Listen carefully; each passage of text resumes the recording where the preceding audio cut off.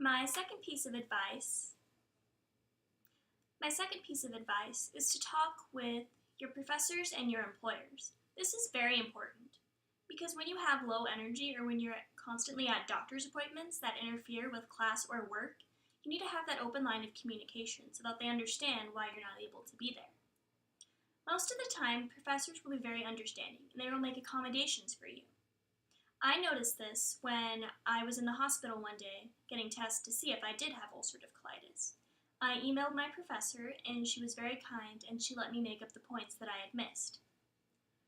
While speaking with my employer, I had to call in and let her know that I could not be at work that morning because I had an emergency doctor's appointment.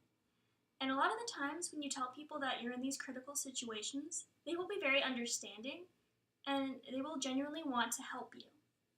So this is very important in being a college student with ulcerative colitis.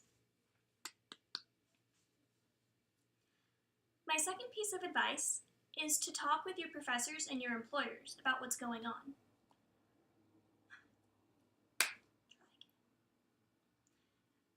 My second piece of advice is to talk with your professors and your employers about what is going on.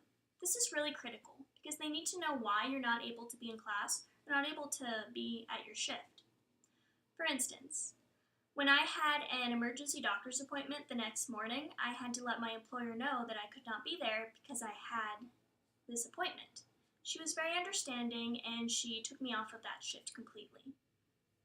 Meanwhile, with my professors, I missed class because of this appointment, so I emailed her and let her know of the circumstances, and she was very understanding. She ultimately let me make up the points that I had missed for that day. A lot of the times, your professors and your employers, they care, and including when it's a medical emergency, they will do everything they can to try to help you. So having that open line of communication is very important.